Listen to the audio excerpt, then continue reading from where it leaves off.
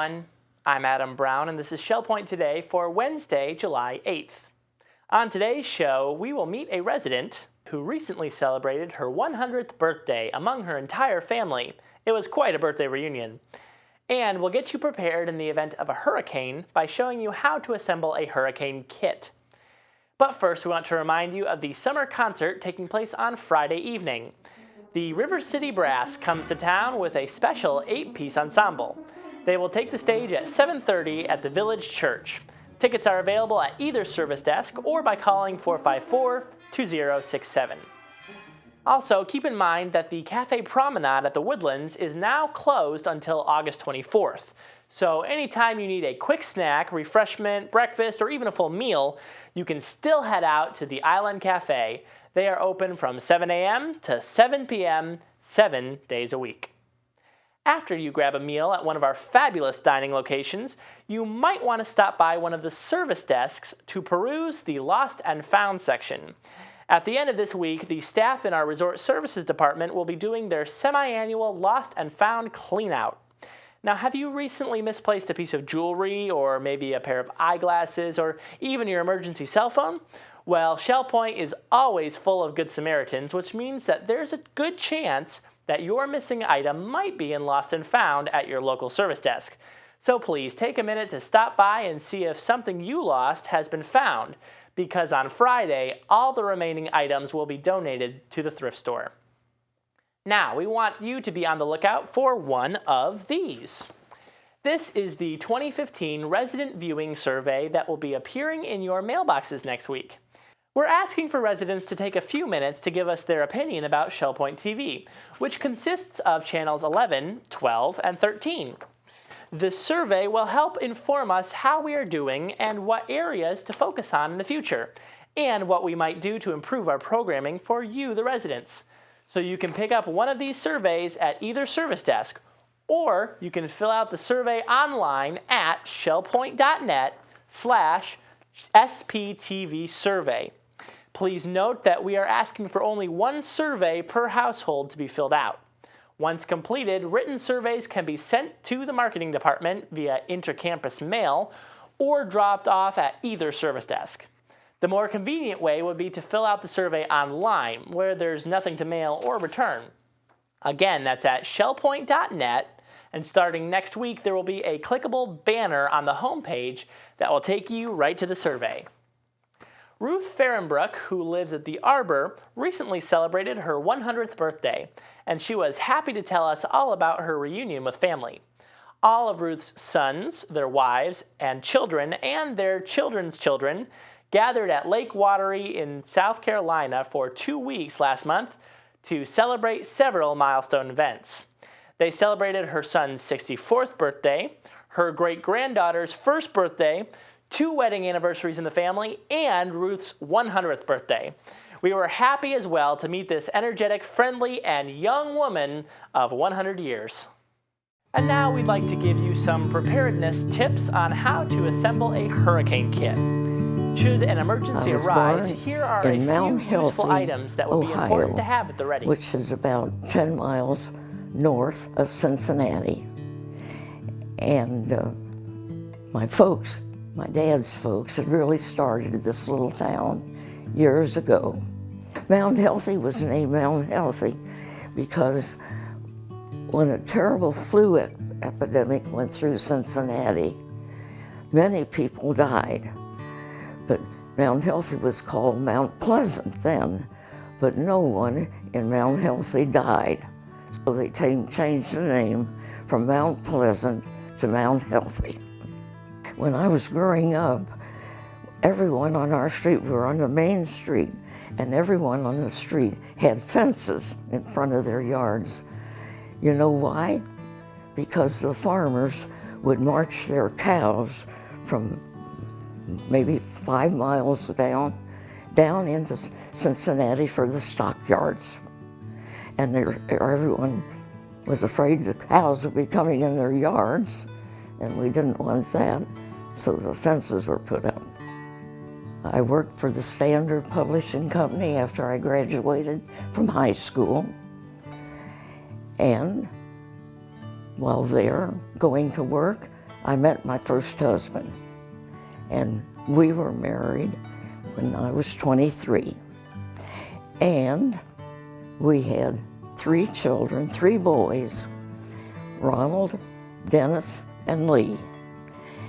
And they had, between them, 5 children, so I'm grandma to 5 grandchildren. And they had 4 children as of now, and they're all just as cute as they can be. And of course, any grandma says that.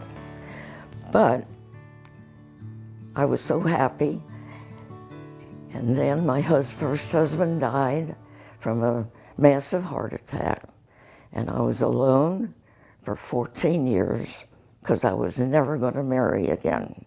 But Mr. Fahrenbruck came along, and we had been neighbors. Our children had played together when they were young, and his wife died, and we decided to get married and had another happy marriage. So my life has been pretty happy. There's been some ups and downs like everyone, but we were very happy, and that made me happy. And of course, coming from unhealthy, I was pretty healthy. And here I am at 100. And I recently enjoyed my 100th birthday by going up to South Carolina to Lake Wateree, where my son has a home up there. And all the children came, and we had a really great 2 weeks together. My granddaughter and her husband both graduated from the Air Force Academy, and they have been in, well, about 14 years, I guess. And they are stationed in Germany as of now. And they have the 2 little children, and they are 4 years old. And the little one, she was 1 year old on the 11th of April, and I was 100 on the 16th. So, and my son was 64 on the 9th. So we had 3 birthdays to celebrate and 2 weddings. So you can imagine, we really had a good time. When we were in Naples, we got some literature from Shell Point. And we saw a name in there of a person that we knew in Cincinnati. And my husband called them and said, "Is your mother and dad living in Shell Point?" And she said, "Yes." And he said, "How do they like it?" She said, "They love it." So that was, I guess, 20 years ago. And we decided we were coming here. So we came here and have been happy ever since. Oh, I like gardening. And I really enjoyed yard work, all those things that kept me active. And maybe it's activity that kept me well. Watch your diet a little bit. Enjoy life. And don't complain all the time. That's some good wisdom.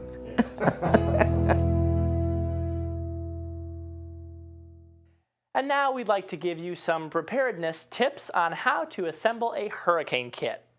Should an emergency arise, here are a few useful items that would be important to have at the ready. Hi, I'd like to talk to you a moment about something we're all mindful of this time of year in Florida, and that's hurricanes. That's right, it is hurricane season right now, and statistics show, according to the Historical Hurricane Database, that the Fort Myers, Florida area has been affected or brushed by a hurricane or tropical storm approximately once every 3 years. Now, fortunately for us here at Shell Point, we have the hurricane shelter on the island to provide us all safe shelter from high winds and driving rains associated with hurricanes. Most of us remember Hurricane Charlie from 2004 when extensive damage was caused throughout the region. The Shell Point Hurricane Shelter on the island proved itself to be invaluable at that time, and should threatening weather come our way again, it is of utmost importance to be prepared ahead of time before entering the shelter. One of the first steps in preparation is to assemble for yourself a hurricane kit. It should consist of items that you will have with you at the shelter should such an emergency arise.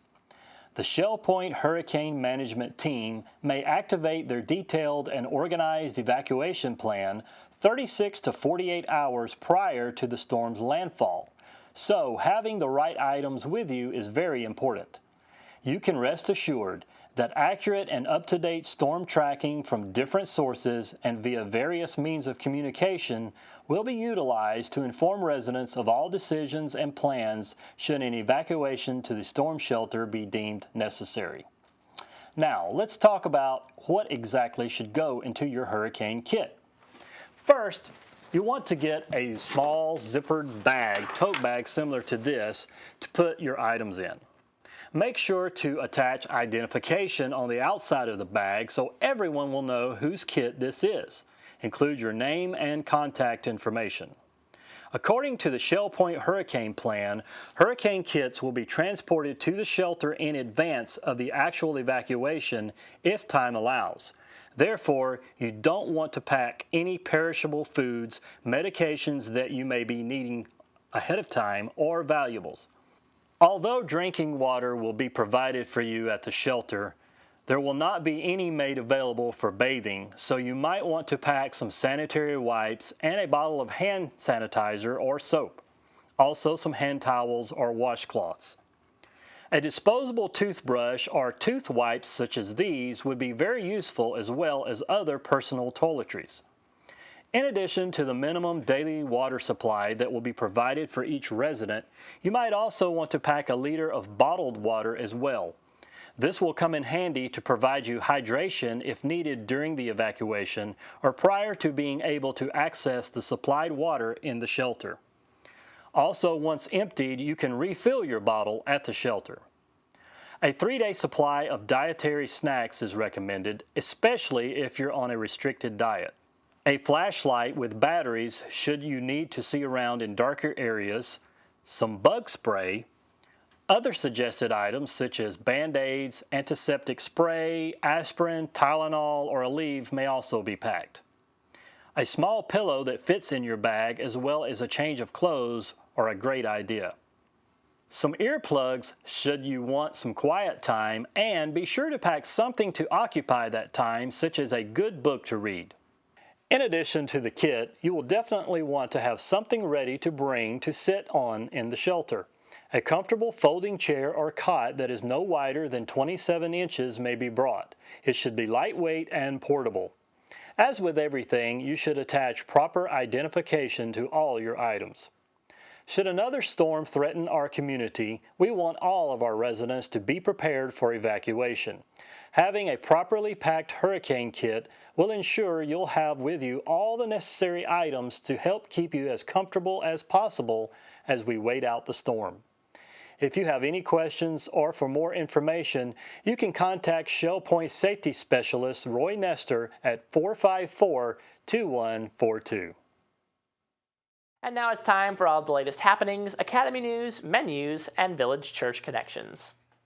Hello and welcome to the Happening segment of Shell Point TV. I'm Caitlin Van Scoy and I'm here with Bev Chanley, and we're going to let you know all the Wednesday activities.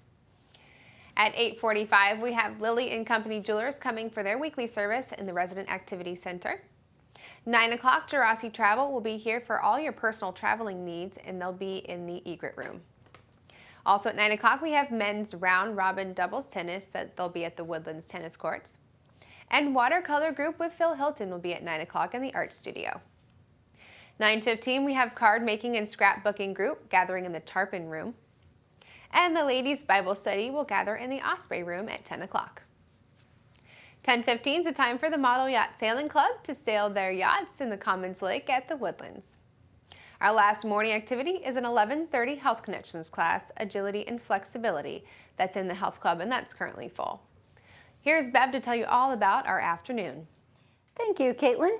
At 12:45, we start with a Health Connections class. This is Advanced Senior Strength in the Health Club. That's currently full.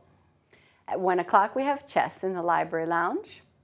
At 1:45, we have another Health Connections class, Balance and Mobility Training Level 1 in the Health Club, and that is currently full. We're going to move to 3 o'clock, where the Bible study will be going on at the King's Crown Community Room. We also have a 3 o'clock Health Connections class, Pilates Stretch. That's in the Health Club on the island. The Memory Care Group will be meeting at 3 o'clock. That'll be in the conference room of the Behavioral Health. At 3:30, we have a Health Connections Aqua Agility and Conditioning. That's at our Life Quest Aquatic Center. And at 4:30, it's time for indoor bocce. That's down in the Health Club. At 5 o'clock, you'll find the singles table available at the Crystal Dining Room. And our last activity of the day is 7:15. We have prayer and praise at the Village Church. Well, we're glad to see you here today, and we will be back here with everything happening tomorrow. Hi, I'm Terry Kolath with your Academy information for Wednesday. At 1 o'clock, we start Intermediate Bridge in the Game Room of the Woodlands for those who have signed up. And at 3 o'clock, Internet Prep School will begin in the Computer Center at the Woodlands. Sign up is required. Menus for Wednesday. In the Crystal Room, the Crystal Platter is a breaded pork chop with potatoes au gratin and beets. And the soup of the day is Duchess. In the Island Cafe for lunch, the special is a smoked sausage sandwich with onion rings for $7.75. The dinner special is grilled shrimp for $8.75. Dinner specials in the Palm Grill are flounder Florentine for $16.95 or baby back ribs for $15.95. Menus are available 24 hours a day at www.shellpoint.net. Hi, welcome to Village Church Connections. I'm Andy Hawkins, the senior pastor of the Village Church. You know, recently I've been struck by how significant is the issue of forgiveness. And the catalyst for my thinking was the tragedy of the shooting in the African American church in Charleston, South Carolina recently. And certainly you know the story. A Wednesday night prayer and Bible study meeting. Many of us at Shell Point have gone, and many of us continue to go to just such a gathering each week. A visitor, in this case a white young man, comes in and is welcomed by the gathering, even participating to a degree. But he turns out to be a wolf in sheep's clothing. A white supremacist whose warped view of humanity, fed by hate, interacting with a troubled psyche, generated genocide in this case. 9 people were killed. The pastor, who was also a state senator, another longtime pastor and staff member at the church, a library worker who was always seeking to serve others, a speech therapist and track coach at a local high school, also on the pastoral staff of the church, a Bible study teacher, a young man trying to save the life of his aunt, a school administrator and a mother of 4 daughters, a choir member, and a facilities director for a local auditorium, all vibrant, caring, serving brothers and sisters in the Lord, taken by hate. What an extraordinary loss.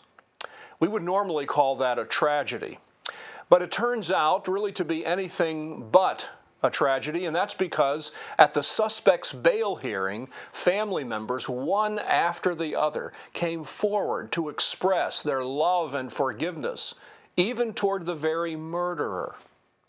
I wonder, could I have done that? And could you have done that? But you know, forgiveness is capable of turning a tragedy into healing and redemption. How were they able to do it? How can we find the resources to forgive others of offenses like that, or even of lesser offenses?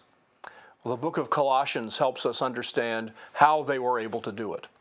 And the first issue is to recognize that we must be forgiven of our own sins, and that forgiveness is found in Jesus Christ alone. Apart from the work of Christ in our lives, we are cosmic rebels against the Almighty God, who alone is holy. For those family members in Charleston and for us, finding forgiveness for our own sins is a prerequisite, a necessary condition to be able to forgive others. Paul says in Colossians chapter 1, "For he rescued us from the domain of darkness and transferred us to the kingdom of his beloved Son, in whom we have redemption, the forgiveness of sins." Those dear people in Charleston trusted the one who rescued them from their bondage to sin, and they found forgiveness. Have you found that forgiveness which comes only from Jesus? Second, we must recognize that in trusting Jesus, a transforming work has been done and continues to be done in our own lives, changing our very character, changing us into the image and likeness of Jesus. In chapter 2 of Colossians, Paul says, when you were dead in your transgressions and the uncircumcision of your flesh, he made you alive together with him, having forgiven us all our transgressions, having canceled out the certificate of debt consisting of decrees against us, which was hostile to us. He has taken it out of the way, having nailed it to the cross. What a remarkable picture this is. We sinners, dead in transgressions, that's our spiritual condition before God made us alive together with him, as the text says. That's what Jesus called regeneration or being born again in the Gospel of John. Have you been born again? Have you been made alive from spiritual deadness? Those dear people in Charleston were, and their families were, and it enabled them to forgive the one who took those who were the most dear to them. And finally, the forgiveness of Jesus and the transforming work of God in us enables us to become genuinely loving people, even in the midst of the most troubling circumstances. In chapter 3 of Colossians, Paul says, "So as those who have been chosen of God, holy and beloved, put on a heart of compassion, kindness, humility, gentleness, and patience, bearing with one another," and listen to this, "and forgiving each other, whoever has a complaint against anyone." And then he says, "Just as the Lord forgave you, so also should you." Our capacity for forgiveness, rooted in faith in Jesus, caused by the transformation of God, compels us to become a forgiving people. Indeed, the powerful ethical injunction is clear. Forgiving each other, Paul says, just as the Lord forgave you, so also should you. We at the Village Church are seeking to build a community of forgiveness in which our capacity to forgive others of even the most heinous sins is enabled by faith in the one who alone forgives us, and which transformation makes us more and more like Jesus. So forgive each other, just as the Lord forgave you, and join us in developing a genuine community of forgiveness. I hope you're encouraged by this word of the Lord, especially in the context in which we live these days, and may God bless each and every one of you as we seek to become a more loving and forgiving people. We hope to see you soon. Thanks for joining us for today's show. Be sure to return tomorrow when Melody Desolé will take us out to the Suzy Q at the marina to meet some family who are chartering the boat for a reunion. And Caitlin Van Scoy will give us a preview of what to expect at the Friday marketplace in the administration courtyard. We'll see you then for these stories and more. Until then, this has been Shell Point Today for Wednesday, July 8th.